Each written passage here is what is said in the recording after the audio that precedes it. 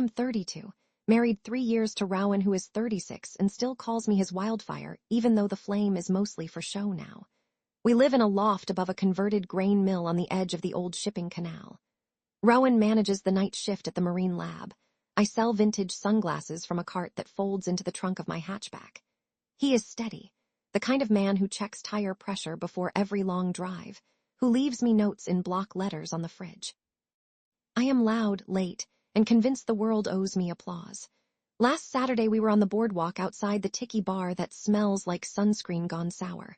Rowan had just handed me a lime soda when I spotted my ex, Gabe, leaning against the railing with his new girlfriend. Gabe looked leaner, richer. The girlfriend looked bored. Rowan squeezed my shoulder and said, "Let us grab a table." I laughed too sharp and said, "Why would I hide from him?"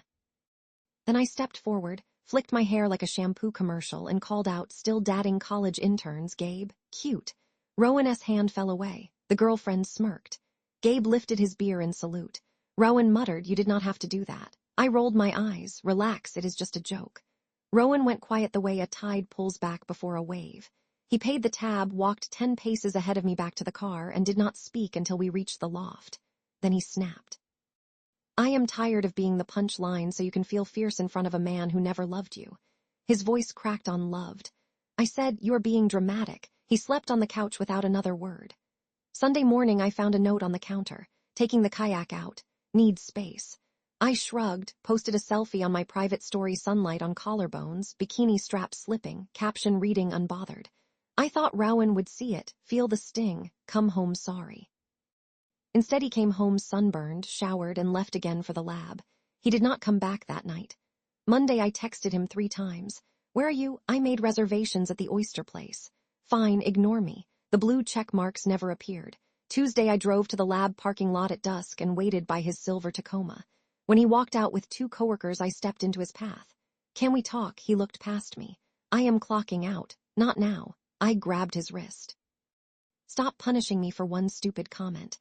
He peeled my fingers off like they were burrs. "It was not the comment. It is the pattern. I am done auditioning for the role of your supportive prop." The coworkers pretended to study the asphalt. Rowan got in his truck and drove away. I told my best friend she over iced coffee on the Riverwalk. She stirred her drink so hard the ice rattled. "Girl, you've been roasting that man in public for months. Remember game night when you called him Captain Clipboard?" I laughed, because he brought a score sheet. She stared. "You humiliate him, then wonder why he is cold." I left the coffee sweating rings on the picnic table and walked off. I tried apologies wrapped in jokes, gifts wrapped in sarcasm. I left a box of his favorite sour gummy worms on the driver's seat of his truck with a note for the best lab rat I know. I found the box untouched on the kitchen counter the next day. I booked us a weekend at the coastal cabins we loved, texted him the confirmation. He replied, "Only cancel it." Thursday I escalated. I posted a thirst trap on my public page, me on the hood of my car at golden hour, denim shorts, lips parted, caption, "Somebody is gonna regret letting me drift." I tagged the location as the overlook where Rowan and I once watched meteor showers. Within minutes the likes poured in. Gabe liked it. Rowan liked it. Then the little heart vanished. I refreshed. Rowan had blocked me. Instagram, Facebook, even LinkedIn. My number went straight to voicemail. I drove to the loft. His key no longer fit the lock. A note taped to the door read, "Lease transferred to you. Movers come Friday, do not be there." I stood in the hallway clutching my phone like a weapon I had forgotten how to use. My chest felt caved in. I called she. She said he asked to sleep on my couch tonight. I said yes. Maybe give him room. Room, I thought, was all I had left. Friday morning the movers arrived with plastic bins. Rowan was not among them. They carried out his vinyl records, his telescope, the gray quilt his grandmother quilted. I sat on the balcony overlooking the canal, knees to chin, watching gulls dive for trash. Each emptied shelf sounded like a verdict.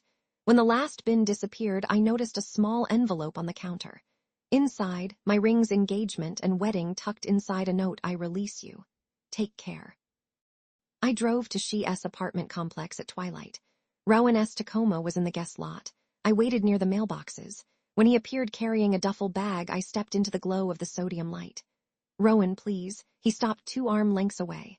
"What do you want, Lyra?" My mouth opened, closed. I wanted him to fold me into the hug that used to end every argument. I wanted to rewind to the boardwalk and swallow the taunt. What came out was, You liked my photo before you blocked me. That means something. He exhaled through his nose. It meant goodbye. You wanted jealousy. You got it. Then I got free. He walked past me. I reached for his sleeve and caught air. The security gate beeped behind him. I stood there until the motion sensor light clicked off and left me in darkness. That night I scrolled through our old photos. Rowan grinning under a street lamp in Lisbon, holding an umbrella over both of us during a sudden storm. Rowan asleep on the train to Prague, my head on his shoulder. I had captioned that one travel pillow included. I deleted every post except the last one, the thirst trap. I watched the numbers climb, strangers sliding flame emojis across my skin. None of them were him. Weeks later, I heard from she that Rowan had accepted a research post on the far coast. She showed me a picture someone tagged of him at a beach bonfire, arm around a woman with curly hair and a laugh that looked unafraid. I zoomed in on his face. The tension I had grown used to seeing at the corners of his eyes was gone. I felt something sharp twist, then settle into a hollow space. I kept the loft for another month, then moved into a studio above a pawn shop. My sunglasses cart collected dust. I started therapy, not because I was suddenly enlightened, but because panic attacks ambushed me in grocery aisles and I had no one left to blame. The therapist asked me to list ways I showed respect. My page stayed blank the first session. I filled 3 lines the next. Progress felt like walking on a treadmill exertion without a rival. Yesterday I drove past the overlook where I took the photo. Wildflowers had sprung up between the gravel. I parked, climbed the hood of my car alone and took another picture. Same pose, same light, caption learning the difference between attention and love. I posted it, then archived it. No likes, no blocks. Just the wind off the water and the faint smell of salt that used to cling to Rowan's sweatshirt. The rings sit in a dish by my bed. Sometimes I slide them on when I cannot sleep, feel the metal pinch, then slip them off. The lesson is simple. I just wish it had not cost me the one man who ever stayed long enough to teach it.